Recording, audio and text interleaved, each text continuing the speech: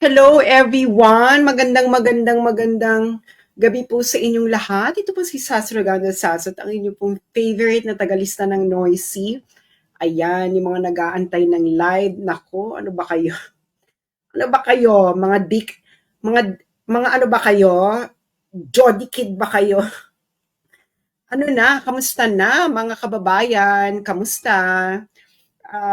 Baka gusto nyo i-share ang live para marami na naman po makarinig ng ating kanoysihan. Ay, minabati ko lang ang mga kakatune in pa lang. Hello, hello, hello, hello. Ano na, uminom ako ng Tylenol at ako ay sumasakit ang aking ulo. Ewan ko kung bakit. I think I don't know, some sort of maybe sa aking salamin. Anyway, so kamusta na? Ito na ang ating pag-uusapan ngayon. Mainit-init ito dahil maraming gusto magpa-discuss sa akin nito at atin siyang i-discuss kasi nga very relevant ito ngayon, no? At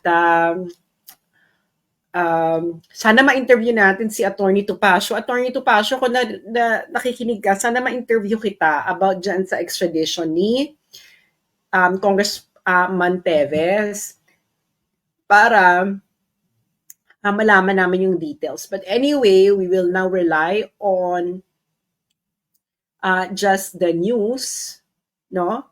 Okay. So, bago ang lahat, bago tayo pumunta kay Teves, i-discuss ko muna ang kahindik-hindik na balita.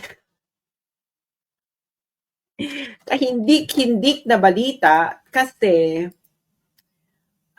pinalad po ako makapasok sa top 3. Ayan. Ano yung top 3 na sinasabi ko? Paki-share muna ito mga friends. Ayan. Okay. Ito yung nakapasok ako sa top 3. Alam niyo yung hearing, di ba? Alam niyo yung hearing the other day na kung saan yung TRICOM committee hearing ng disinformation and fake news and kuning-kuning na finally may mga umattend na mga DDS-aligned vloggers. So, syempre excited sila, no? Nandiyan ang mga DDS vloggers. Eksena. Ngayon, isa po ako sa mga nakakatanggap niya ng summon. Ini-email po nila ako. Ini-email. Bakit nila ako ini-email? Kasi nga wala ako sa Pilipinas. So they know this since February 4. Okay? Anong petsa na? March 20. Okay, so itong pangatlong hearing, yung pangalawang hearing, ay yung unang hearing, hindi ko nalaman na meron pa ng invitation. Nabasa ko na rin pangalan ko sa Inquirer. Ikalawang hearing, sinabi nung unang hearing, sinabi sa kanila, ako ay nakatira sa China dahil nagpi-PhD ako. So, dead ma. Ikalawang hearing, sabi ko, di ba sinabi ko sa inyo, nandito ako sa China, bakit yung sinasabing ini-ignore ko? Sinabi, di ba nag-email tayo, alam nyo, ganyan, chorba. Tapos sabi ko, ba't hindi nyo ako bigyan ng chance na makapag-participate via Zoom? Sabi ng committee secretariat, i-discuss namin, ganyan. Yung ikatlong hearing, supina na. Sabi ko, hala, bakit yung sinasabing ini-ignore ko, hindi nyo ako binibigyan ng Zoom link. Alam niyo naman nandito ako, sinabi ko na sa inyo paulit-ulit. On the day ng hearing na yan, nandun si Joey, sinasabi ko dun yung mga pumunta na kakilala ko, paki-follow up naman yung Zoom link, ginagano ko, paki-follow up dyan sa secretariat yung Zoom link. Ngayon, pinalo up si Joey. Yung isang nag-attend doon si Joey, nag-follow up. Ngayon, sabi sa kanya, documented ko lahat, huwag kayong umarte. Sabi sa kanya, nung staff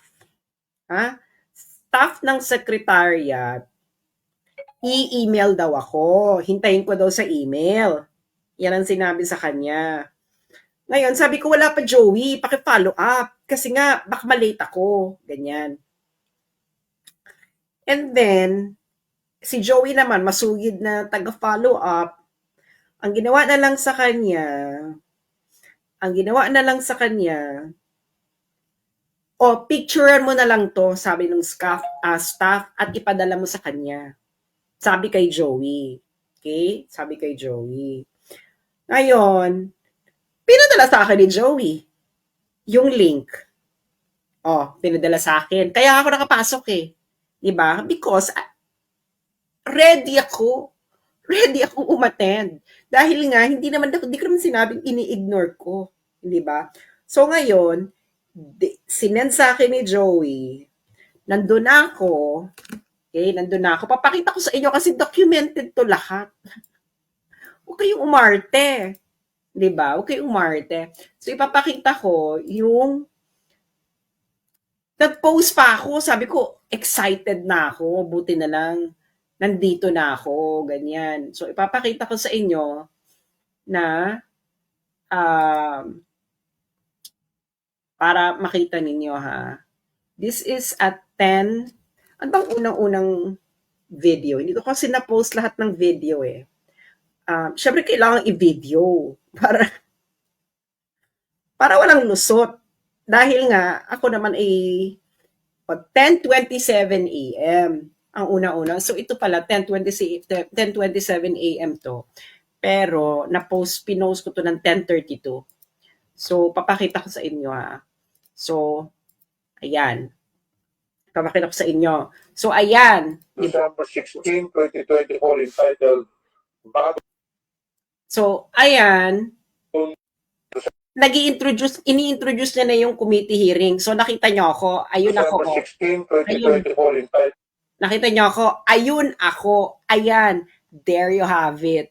I was present. Ini-introduce na ni Representative Johnny Pimentel ang hearing. So, this was at 10:27. Okay? 10:27. Bagong Pilipinas. Ayan pa good morning pa ako. Pasensya na ha, na wrong spelling ako dahil dyslexic at nagmamadali rin akong mag-type. So, Condemned China. Ayan ako. Diba? Ayan. There you have it. 16, 2024, entitled Diba, nandyan ako. Ayan nag-good morning pa ako. Good morning. Ganyan. Nag-good morning pa ako dun sa chat. Diba? Nag-good morning pa ako dun sa chat. Good morning. Ganyan. Ngayon, and then, nag-i-introduce na. Ang haba-haba na ng pinag-uusapan, ganyan. Hanggang si Representative Pimentel, sinabi niya na hindi pa daw, may mga hindi pa na-i-introduce lahat. Okay, hindi pa raw na-recognize lahat ng resource speaker. So that was at around 10:50 a.m. So can you imagine, nandun ako sa Zoom, about 30 minutes na. Okay, about 30 minutes. Si Representative Pimentel, sinabi niya na yung mga hindi pa na-recognize, magtaas ng kamay. So papakita ko sa inyo at that moment, pero hindi ko na papakita yung nagtaas ako ng kamay kasi syempre hawak-hawak ko yung camera. Pero ipapakita ko yung exact moment na kung saan sinasabi niya yan. Okay? Nandiyan pa ako, this was the exact moment. We don't have the presentation yet. I don't think that we have. So, eto na yan. Yung sinasabi niya We yung, don't have the presentation yet. I don't think so ayan, nandiyan pa ako, oh. that we have already recognized all of the resource speakers. Oh, kasi tinasabi niya yung hindi pa namin nare-recognize yung mga resource We speakers. don't have the presentation yet. I don't think Yan. Nandiyan pa ako. Ingat attorney. Sinong attorney? 'Di ba? Nandiyan ako. Oh, nandiyan ako. Okay. Ngayon, ano nangyari? Sabi niya, i-review niyo yung video, itaas ang kamay. Tinataas ko yung kamay ko doon sa um, doon sa Zoom, tinataas ko. Hindi ako pinapansin. Tinype ko sa chat na, hello, I'm a resource person. Hindi pa po, I have not been recognized yet. Anong ginawa nila? Pagkatapos kong gawin yon. Pagkatapos kong gawin yon, can you imagine na, nandun na ako. More than 30 minutes na akong nandun. Pagkatapos kong sabihin, okay, pagkatapos kong sabihin na nag-type ako doon sa chat na I'm a resource person, hindi pa ako nare-recognize. Kinik out ako. Eto pinost ko to, kinik out ako. Okay? I was kicked out. Oh, eto na yan. Eto, 11:02. So this is more than 30 minutes na nandun ako. Pag kinik out ako. So nag-attempt akong mag-sign in again. So ayan. Oh.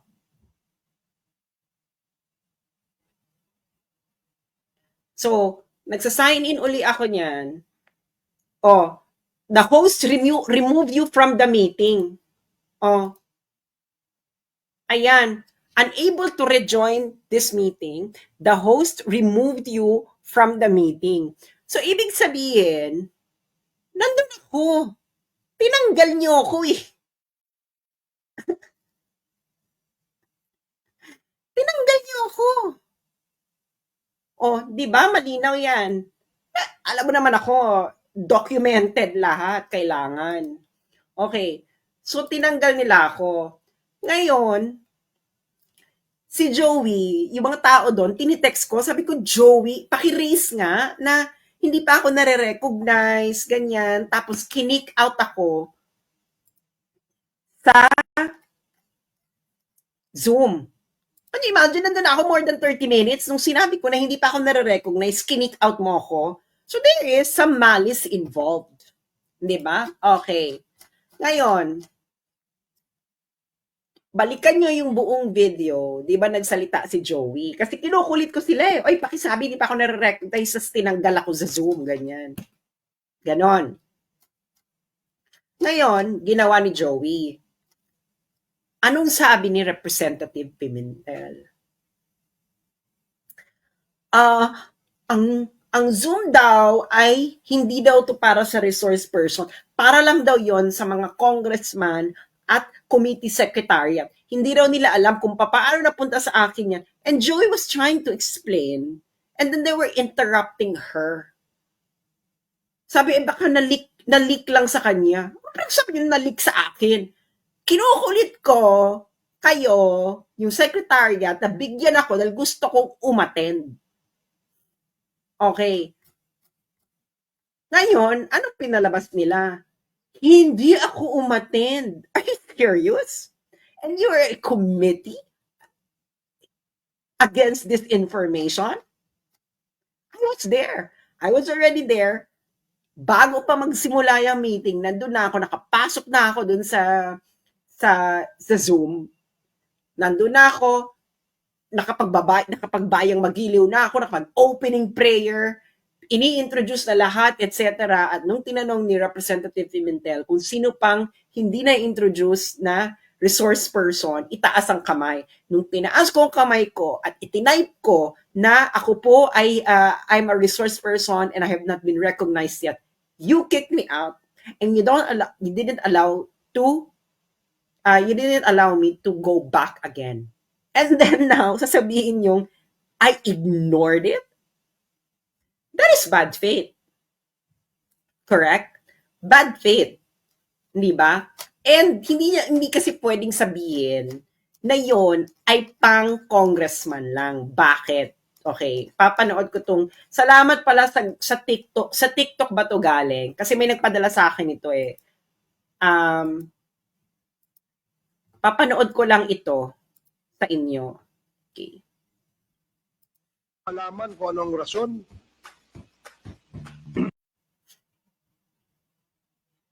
Parang hindi ata kinakaya yung Ako po, Mr. Chairman, ako po ay nagtatanong. oh, ayan. Zoom yan, di ba? Zoom yan. Ayan o, may resource person Dahil ako kayo po ay pinapapatay nasa Zoom, kasama ng mga congressman sa Zoom. ni dating Pangulong Duterte. Dahil sa ginawa kong Hindi ba? Ang dami, mga previous hearings nyo, may mga resource person kayo nasa Zoom eh. kay Michael Yang. At Yung mga nakatira sa ibang bansa, nasa Zoom. Oh. Hindi ba? Kung pinapatay So, kaya nga, biglang nagbago ang rules. Nandun ako eh. More than 30 minutes na akong nandun. Kinick out nyo ako nung sinabi ko hindi pa ako nare-recognize. So, may malinaw na gusto kayong palabasin. Hindi ba? So, nakita nyo na mga kababayan kung paano ibinilog-bilog ang ulo ninyo na parang kulangot. Hindi ba? Okay. Now,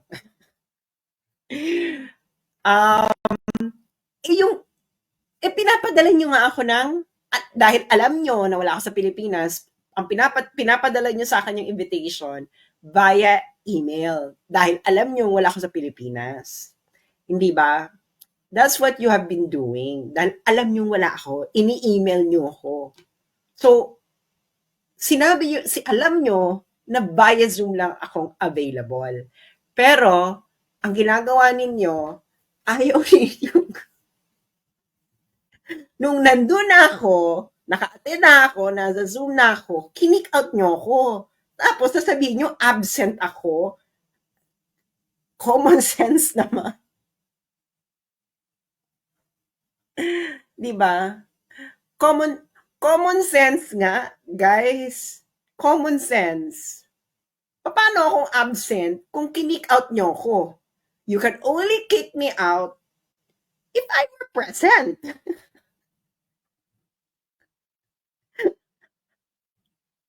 Okay. Anyway, punta na tayo ngayon kay Teves, no? Kasi mainit-init to kay Teves at maraming gustong magpa-explain sa akin kung ano nangyari dito kay Teves. Okay, ang pinaka-detailed na information kay Teves, yung extradition ni Teves from Timor-Leste is from Philippine Star. Okay, papakita natin. Philippine Star. Ayan na, Philippine Star, kahit fake news nyo ako, ginagamit ko pa rin kayo, pinopromote ko pa rin kayo. Pero wag naman sanang ganon, Philippine Star. Dapat naman, kunin nyo yung side nung nalagay nyo doon na hindi umattend.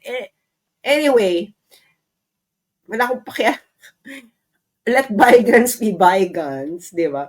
So, eto, sinulat to ni Daphne Galvez, March 21, 2025. Timor-Leste Appeals Court rejects Teves extradition. Okay, anong nangyari dito? Ang nakakagulat kasi dito, alam niyo naman yung kaso ni Teves, di ba? Yung accused siya ng multiple murder, di ba? And murder ni Degamo, ni Negros Oriental Roel Degamo, at iba pang mga 3 individuals sa Negros Oriental ng 2019. And meron din siyang frustrated murder, attempted murder, multiple murder. So, ang daming murder. Ano to? March 2023 nangyari. And tinag din siya as terrorist. So, bonggang-bongga. Terrorist, murder. So, lahat na ng pwedeng itag sa'yo para mapabalik ka sa Pilipinas, ginawa na sa kanya. I'm not saying that Teves is innocent, no. I don't know. But everyone's innocent until proven guilty. Di ba? Ginagamit na sa criminal law, ganon. Anyway, so ngayon si Teves sumunta ng Amerika and then from the United States, he went to East Timor para mag-apply ng asylum. So, tapos nagkaroon ng Interpol Emirate. Ngayon yung Interpol Emirate, nahuli si Teves habang nag-golf. Ngayon, syempre, bago siya extradite, kailangan pang dumaan ng korte. Yan ang tinatawag na judicial review. Okay? Ngayon, pina-judicial review ni Teves. And then, na-reject ang kanyang extradition twice. Tapos, inappeal ni Degamo kept appealing. Of course, until ma-reach naman yung Supreme Court. Pagdating ng Court of Appeals, unanimous ang judges. Ni-reverse nila yung decision ng lower courts about extradition. Okay? Unanimous, grabe Court of Appeal, unanimous. Bakit? Kasi may mga recantations ng witnesses at merong basta maraming situations na nagpo-point out na mababiolate yung Article 5.3 ng Constitution ng East Timor. Ano yon? Yun yung against kung merong risk na yung tao ay mag-face ng torture, humiliating, degrading, and torture, degrading, and ano pa nga ba yun? Inhuman, cruel treatment doon sa pagbabalikang bansa, hindi nila i-grant yung extradition. So yung mga evidences na pinresent ni Teves ay nagbigay ng reasonable risk. Kasi mababa lang yung standard doon Reasonable risk lang Na si Teves, pag ibinalik sa Pilipinas, ay pwede siyang mag-face ng torture, inhuman degrading, cruel treatment. Ganyan. Bawal yun. Isa yun sa mga non-derogable right. Ibig sabihin ng non-derogable po ay walang exceptions dito. Okay? So, kaya si Teves, yung extradition ni Teves, hindi inaward. Kasi may nakita silang reasonable risk na si Teves ay mag-face ng inhuman, degrading or humiliating or cruel and torture pagbalik niya ng Pilipinas. So, may reasonable risk. So, may threat sa buhay niya. May reasonable risk. Ganyan. Ngayon, kailan lumabas yung decision? Lumabas yung decision ng March 20, parang March 20 lang ata. Kaya marami nagtatanong na tao, meron kayang kinalaman dito yung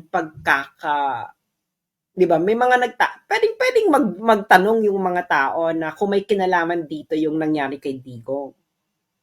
Hindi ba? Kasi kayo sabi na yung justice system failed.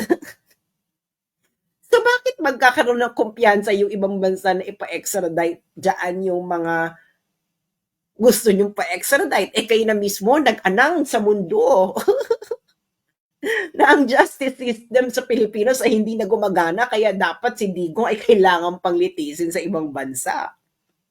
Anyway, so, syempre, di ba, pagkatapos ng kay Digong, biglang lumabas itong extradition ni Teves. So, anong naging reaction ng DOJ?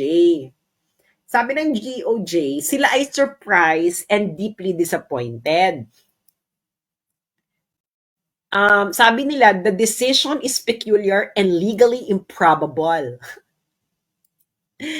This sudden shift raises serious concerns, and we are currently seeking further clarification regarding the basis of this decision. We reiterate our firm request for cooperation in this matter. Okay. This case is not merely a legal issue, it is a matter of justice. The Philippine government remains steadfast in its commitment to ensuring accountability and upholding the principles of due process.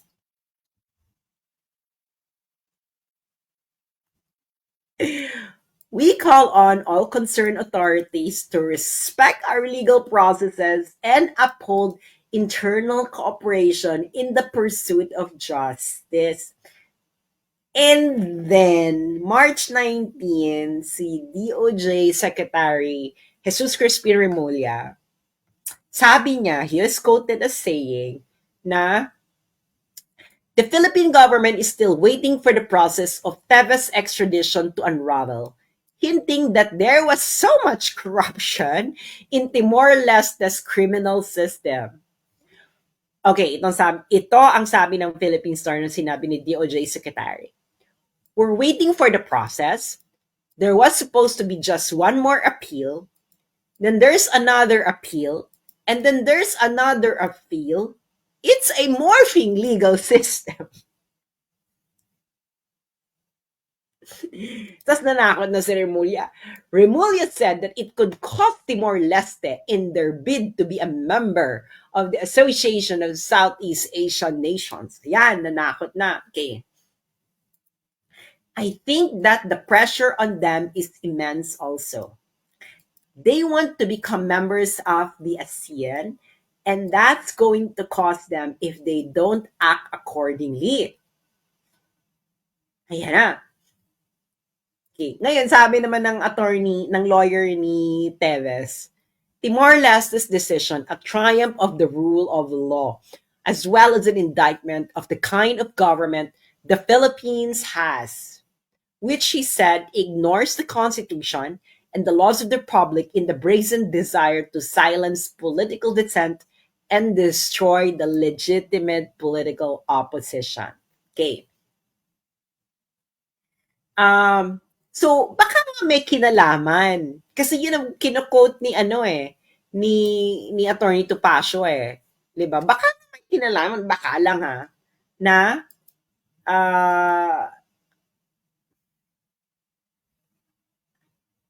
so, ayun na nga ang eksena. Hindi siya ma-extradite. Court of Appeals na eh. Pag umabot pa to ng Supreme Court, parang, I don't know, medyo, tingnan natin kung mare-reverse pag umabot ng Supreme Court ng East Timor. Okay? So, marami daw corruption sa criminal justice system ng East Timor. Tingnan nga, sandali nga, ma-check nga ang corruption level sa East Timor. Kasi di ba sabi nila sa Committee Against Disinformation, dapat may evidence. Okay, let's see. Pupunta tayo sa pinaka-trusted na corruption watchdog sa mundo, yung Transparency International. Okay, Transparency International. Okay. So, ano nga hanapin natin? Timor-Leste. Okay, Timor-Leste has a rank of 73. Not bad. 73. And a score of 44 over 100. Ano ibig sabihin ng score?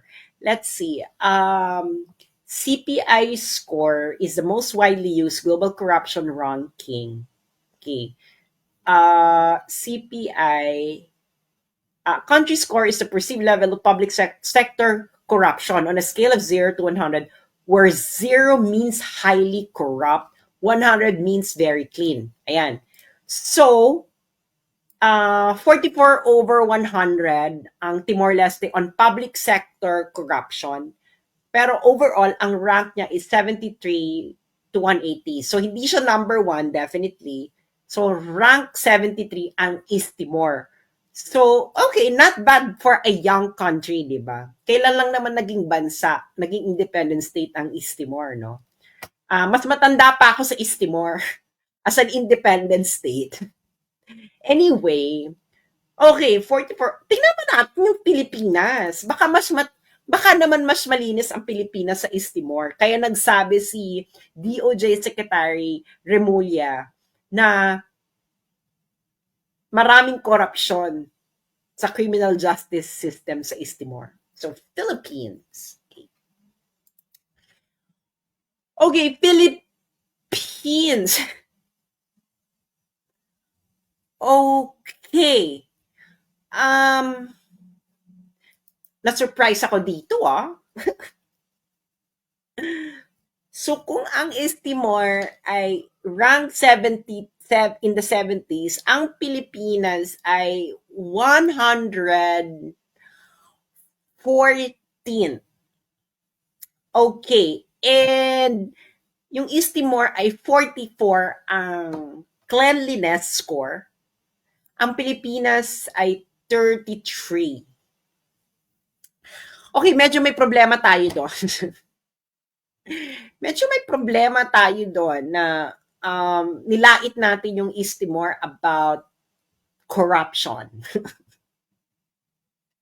Medyo lang naman, kung corruption perception index ang pag-uusapan, medyo may problema tayo doon, DOJ Secretary. Ayun ay kung ibabase natin sa corruption perception index. Okay, ano naman tayo? Ibang index naman tayo, mga friends.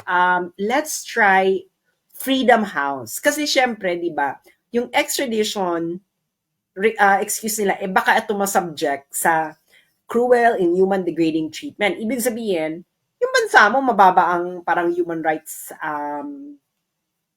situation. Di ba? So, pupunta tayo ngayon sa isa pang index.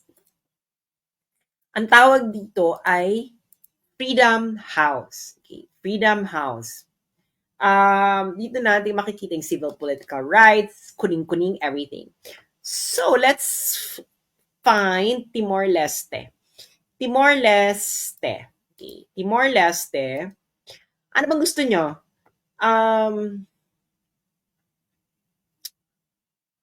Ano ba yun? Ang bilis naman.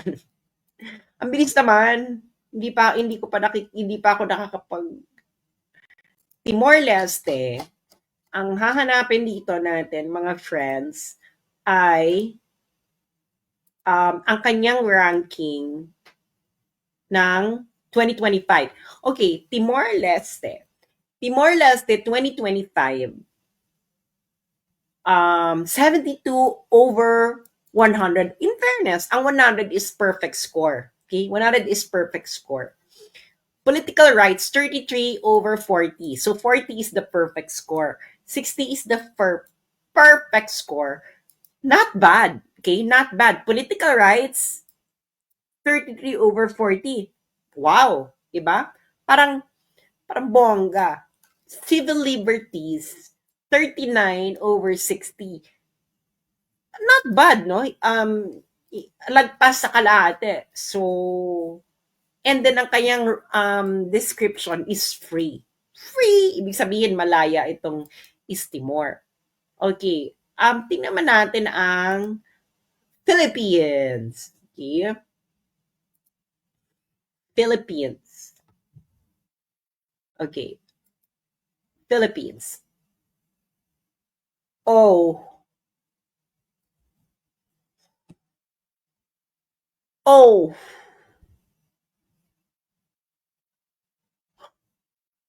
Okay.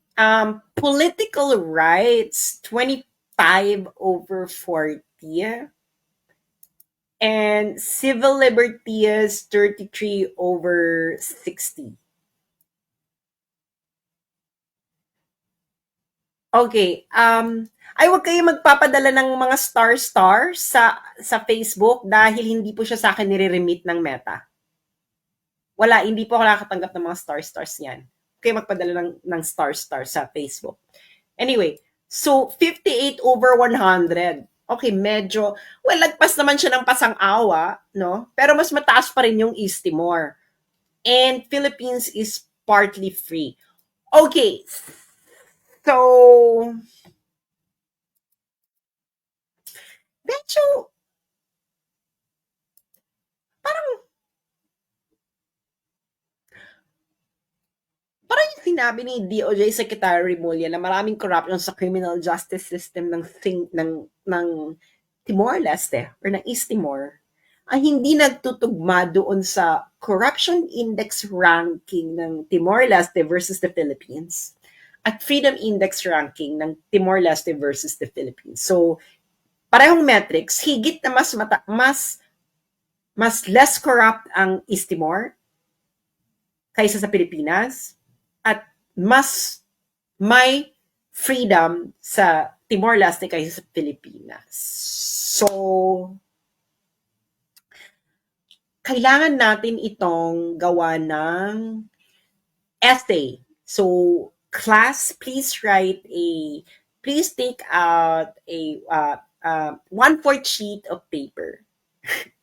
1,000 words. Charot. Ayun lang naman, ang sinasabi ko lang naman, no, pinakita natin yung ranking. So, parang, either tama si DOJ Secretary Remulla, tapos mali ang Corruption Perception Index at Freedom House. Or, pareho silang mali. Or, tama ang Freedom House at Corruption Perception Index at mali si DOJ Secretary Remulla.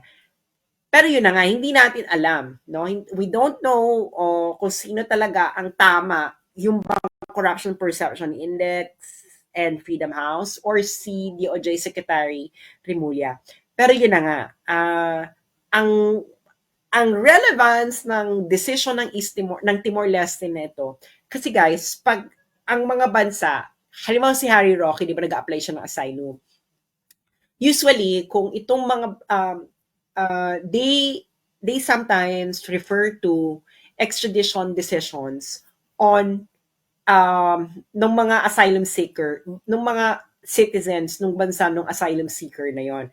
Ngayon, itong kay Teves, very significant ito kasi yung East Timor, yung Timor-Leste, kapitbahay natin. So, alam nila yung sitwasyon sa Pilipinas. And then second, mas magandang human rights record kasi ng Timor-Leste. And kung syempre iisipin nung Netherlands na mukhang may gravity itong asylum request nitong si Harry Roque kasi kita mo sa East Timor, sa East Timor nga tumitegi yung nag-apply tapos na-approve, hindi ba? So baka nga meron talagang eksena. Syempre kakausapin mo pa si Teves, etc., kalagayan ng sa bansa. So, yun lang. So, parang nagkaroon ngayon ng malaking balakid sa gobyernong ito na kunin, dakpin, kidnapin, charot.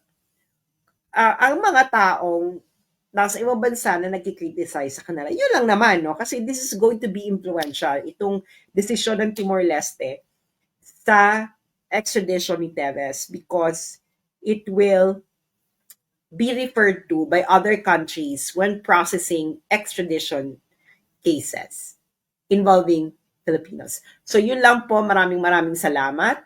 And thank you sa mga nagpadala ng tip. I appreciate it sa inyong mga nakayanan na 'di ba? Every amount is okay, 'di ba? Wala tip lang naman 'yan, 'di ba? And ayun lamang po at hanggang sa muli nating pagkikita at pagtatagpo, and remember, Japan, just always pray at night. Babu. This is for the motherland. I am for the motherland and always be for